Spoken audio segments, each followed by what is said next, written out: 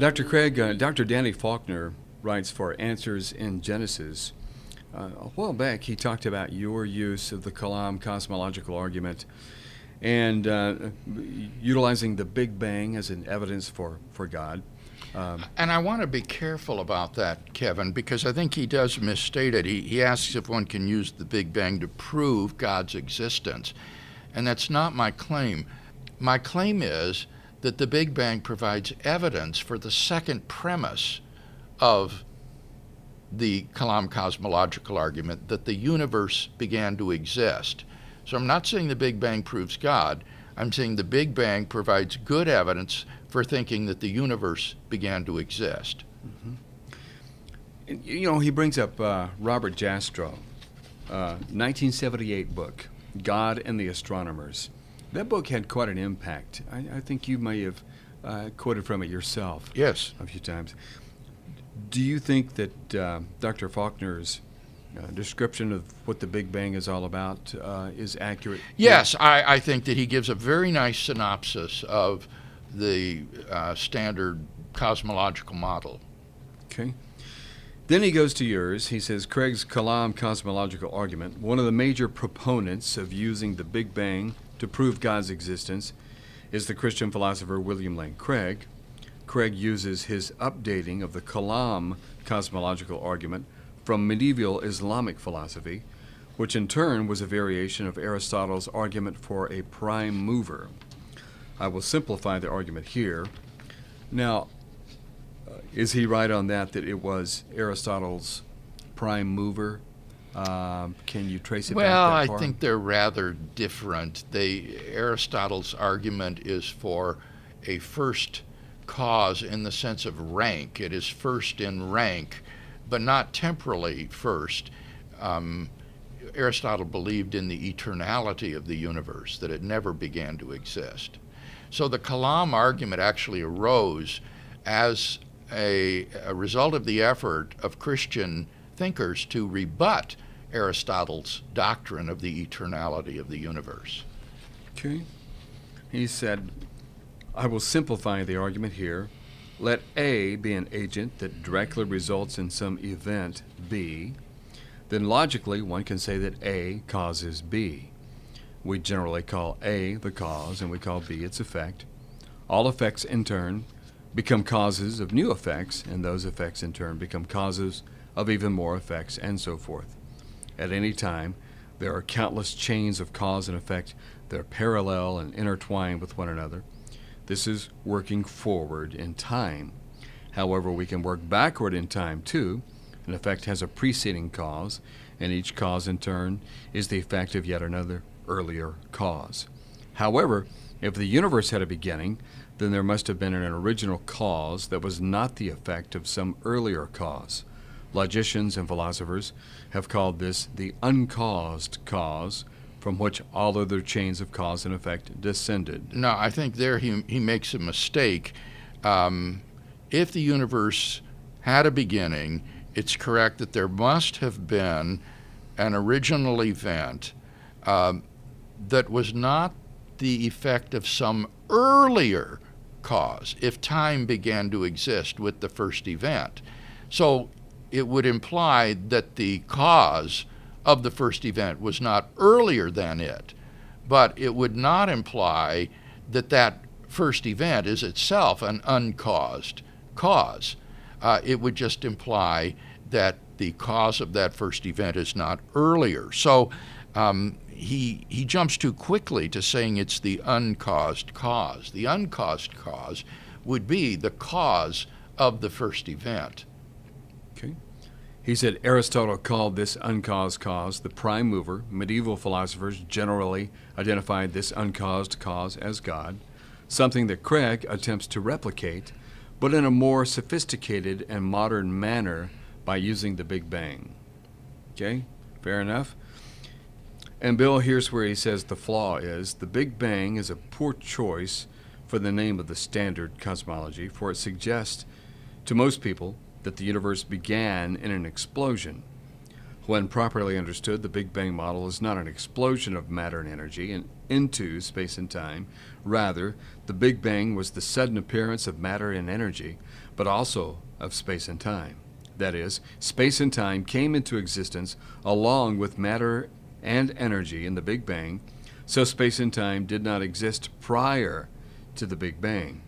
Since according to the Big Bang model, time began with the Big Bang, then the Big Bang was the first event and time. Therefore, the Big Bang had no antecedent. Yes, no, that's quite correct. Time and space come into being, at least physical time and space, I think we have to say, Kevin. There's nothing that would suggest that there couldn't have been a kind of metaphysical time. God, for example, could have been counting down to creation. 3, 2, 1, let there be light. And in that case, the succession of mental events in God's mind would be sufficient for the existence of time. But at least physical time begins with the Big Bang, physical time and space. And so he's right in saying the Big Bang had no antecedent, if by that he means a temporal antecedent. There's nothing chronologically prior to the Big Bang, but that does not mean that it didn't have a causal antecedent, that there wasn't something causally prior to the Big Bang, which is my argument. It's impossible for the first event to come into existence uncaused, and therefore there needs to be a causal condition for the first event, which did not exist temporally prior to that first event. He continues, if A causes B, then B cannot occur before A, for no effect can precede its cause in time. Now let's pause there. What he's ruling out is the idea of backward causation. You couldn't say that the Big Bang was caused by something later in the history of the universe, because you can't have a kind of backward causation where the effect precedes the cause. And I've defended this view myself on the basis of arguments for a tensed or A theory of time, according to which temporal becoming is an objective feature of the universe. For at the time of the effect, the cause on this view would be literally nothing, because the future is unreal. And so this would be equivalent to coming into being from nothing, which I take to be metaphysically impossible. So I'm going to agree with him that the cause of the event cannot be something later in time than that event. He continues, it is also doubtful that an effect and its cause can occur simultaneously. To my knowledge, no one has ever provided an example of a simultaneous cause and effect. And this is where I would disagree with him. I see no conceptual incoherence in thinking that a cause and its effect can be simultaneous. In fact, philosophers will often talk about how one perceives the direction of causal influence between A and B when A and B are simultaneous. A and B can be at the same time, can be simultaneous. But which way do you draw the line of causal influence? Is it A that's causing B or B that's causing A? And philosophers will dispute about that. So I don't see any incoherence in the notion of simultaneous causation. Indeed, some metaphysicians, Kevin, have argued that all causation is ultimately simultaneous, because until the cause actually impinges upon some other object to produce an effect, there's no way that the causal influence could leap across time from, say, T2 to T1 to produce the effect at T1. That cause needs to endure right up to the moment T1 and then produce its effect at that moment. But there's no way that a causal influence can travel through time and leap ahead from T2 to T1 to produce the event. And so a good many philosophers will say that all causation is really ultimately simultaneous. I can see that. Yeah, I can too. I think it's a very persuasive argument. I can't see how you can have causal influence leaping through time. it seems to me that the effect will not be produced until the cause actually impinges upon the thing to produce its effect. For example, the cue ball needs to actually strike the billiard ball to set it in motion. And until it does so, there's no way that the causal influence of the cue ball's motion is going to leap through time to make the other ball move. So there is an instance of simultaneity. Yeah, either an instant or a moment. There moment. would be the causation would occur simultaneously at the same time. He says, and he says there's no example of this. Well, Yeah. I think we do have examples of it. I just gave one of the billiard ball moving when the cue ball strikes it. Or Immanuel Kant gave a very famous example of a heavy ball resting on a cushion, causing a depression in the cushion. And clearly, the concave shape of the cushion is not the cause of the heavy ball. It is the heavy ball that is the cause of the concave shape in the cushion, and these are simultaneous with each other. It's not the case that the ball made the concave shape of the cushion prior to coming into contact with it. okay. He brings that up Yes, here I in just a know. moment. So we'll. He says this fact is so important to what follows that it bears repeating. A cause must precede its effect in time. Now, Kevin, to repeat something is not to provide a justification for it.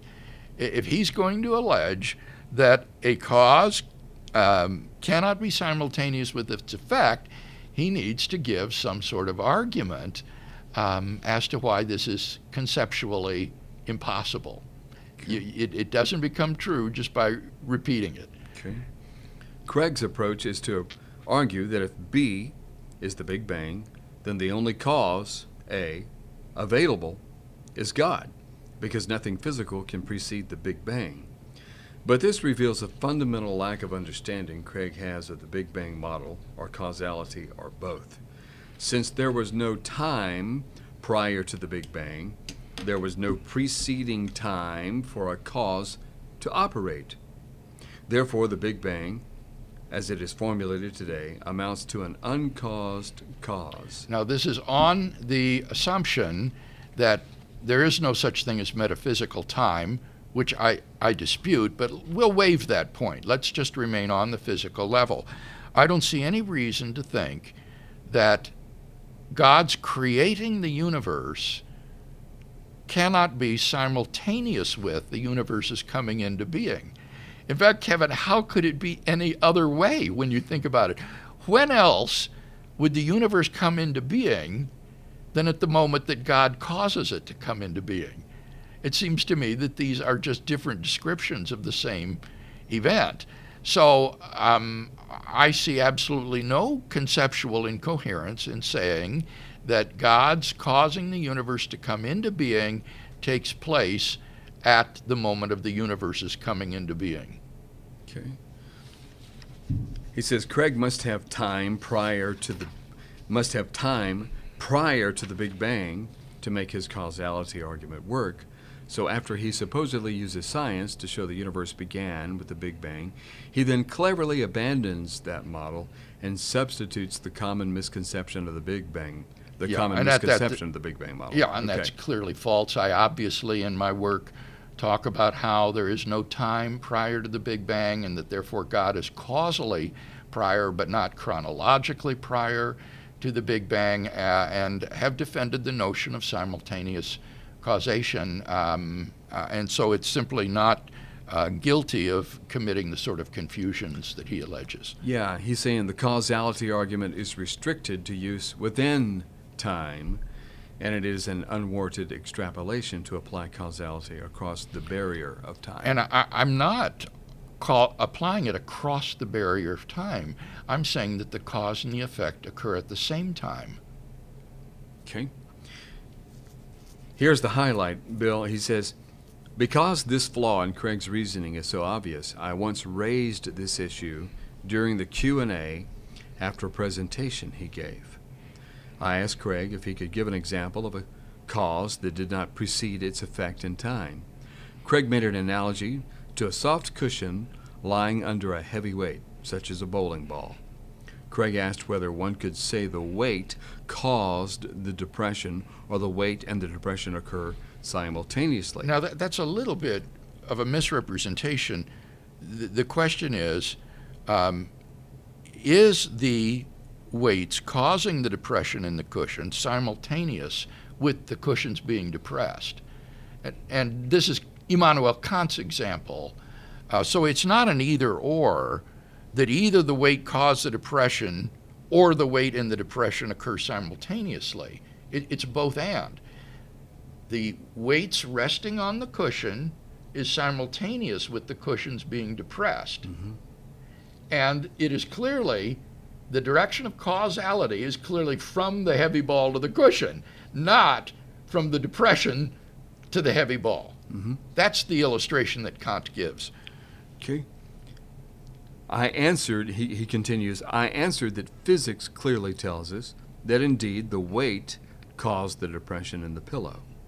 Craig agreed that is true in a finite situation, but he asked if it would be warranted in a situation where the weight and pillow were eternally existent. Now, if I might interrupt here, I think what the fellow is thinking of is that in our ordinary experience, somebody places the heavy ball on the cushion, and the cushion is depressed as a result. And so he would say that the heavy ball somehow precedes the existence of the depression in the cushion. You have the cushion and the ball both existing, and then the heavy ball is placed on the cushion, causing the depression. And that's fine. Yeah, right. But the depression in the cushion isn't caused until the ball comes into contact with it. The causal influence from the ball to the cushion isn't going to leap across time and make the cushion be depressed until the ball comes into contact with it. So even though in our normal experience the ball might exist before being placed on the cushion, that's not germane to the illustration. And Kant showed that it's not germane by saying, well, we can imagine that this situation has existed from eternity, that the ball has always been on the cushion. In that case, it never was off the cushion. There was no prior state of the ball alone. We can imagine them existing from eternity. And Kant says, in such a case, it is still clearly the case that it is a ball that is causing the depression. It's not the depression that is causing the ball. Mm-hmm. And so I think Kant's thought experiment is very effective in supporting the idea that that the cause and effect in this case are related simultaneously. He said that the irony of this analogy appeared to escape Craig. He had just spent an hour arguing that the Big Bang proved the universe had a beginning and hence was not eternal. Yet when I pointed out the flaw of his argument, Craig appealed to an eternal situation, a situation that is irrelevant in a universe that has a finite age. And clearly he doesn't understand here the point of the thought experiment. The point of the thought experiment that Kant gives of the ball eternally resting on the cushion is to show that you can have causal asymmetry between two simultaneous existing entities, the cushion and the ball. These exist from eternity simultaneously, and therefore it is simply false that the cause has to precede the effect. Now, the fact that our universe does have a beginning does nothing to eliminate the point of Kant's thought experiment. The point of the thought experiment is to demonstrate the coherence of simultaneous causation, and whether the ball and the cushion had a beginning or not is just irrelevant. One isn't claiming that the reason the depression and the ball resting on the cushion are simultaneous is because they've existed eternally. That would be silly. It's just that the eternal thought experiment makes it very obvious that there is no requirement that the ball exist chronologically prior to its effect. Mm-hmm. I've always liked that illustration, Bill. I do too, and I'm just so contemplated surprised that people fail to understand it by thinking that somehow the eternality of the cause and effect is a necessary condition of the simultaneity of the cause and the effect. That's just to misunderstand it. Okay. Well, he concludes by saying this: the use of the Big Bang to prove God's existence requires the use of the causality principle. Now, again, I'm not using the Big Bang to prove God's existence. I hate to be harping on this, but it is really important. My view is that scientific evidence can provide justification for a premise in a philosophical argument leading to a conclusion that has theological significance. And I think that the Big Bang does give good evidence that the universe began to exist. Conjoined with the premise that whatever begins to exist has a cause, it therefore follows that the universe has a cause, logically. And as I say, in order to best explain the relationship between that cause and the universe, we would say that they are simultaneous. Okay. Bill, we might better back up here and look at this this paragraph right before the conclusion. It says, some Christians wishing to salvage a causality argument for God's existence via the Big Bang sometimes respond that God is transcendent of time and thus operates outside of time. Therefore, they conclude God still was the causative agent of the Big Bang. It's true that God transcends time. It's also true from a biblical viewpoint that God created and hence caused the universe. However, as it is usually pursued, the causality argument for God's existence is made apart from Scripture. The same criticism applies here. You cannot apply the causality argument across the barrier of time. Now, that's a very strange response, because here he admits, in effect, that the principle that a cause must precede its effect in time is false. He doesn't think that principle is true. And so what's the problem? If that's a false principle, I don't see any reason that you couldn't say that there is a timeless cause and a temporal effect. That would be another alternative. In fact, that seems to be the alternative he prefers, is that God exists timelessly and is the cause of the first event. Well, what's the problem with that? He's denying the very principle upon which he predicates his criticism of the Kalam Cosmological Argument. He says, in conclusion, the use of the Big Bang to prove God's existence requires the use of the causality principle. However, a cause must precede its effect. If the universe, via a Big Bang, is the effect, then its cause, God, must precede the Big Bang in time. The correct view of the Big Bang model is one in which time began with the Big Bang. The Big Bang had no antecedent. Therefore, the use of the causality argument across the boundary of time at the beginning of the universe is an unwarranted extrapolation. This does not argue against God's existence. It merely means that we can conclude nothing about his existence with this kind of argument. Furthermore, the atheist or agnostic could just as well conclude that the Big Bang is the uncaused cause.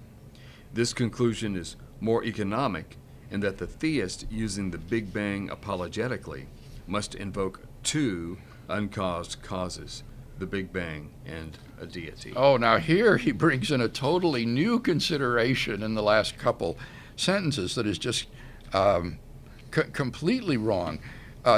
For the atheist or agnostic to say that the Big Bang is the uncaused cause is to say that the universe popped into being uncaused from nothing, and I think that's metaphysically impossible. To say that God is the uncaused cause is unproblematic because he exists eternally and necessarily.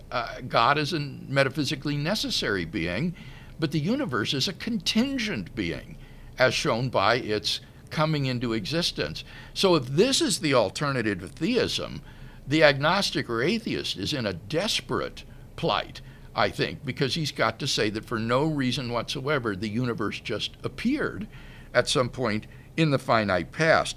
It's not more economic because the principle of Occam's razor says don't postulate causes beyond necessity. But here there is the necessity of postulating a cause of the origin of the universe. And so the atheist view will be explanatorily deficient in postulating that the Big Bang came into existence without a cause. The theist does not invoke two uncaused causes, the Big Bang and a deity. The deity is the only uncaused cause, the only metaphysically necessary being. The Big Bang is caused, and that's not a problem because no incoherence has been demonstrated in the idea of simultaneous causation, or even, as he admits, timeless causation.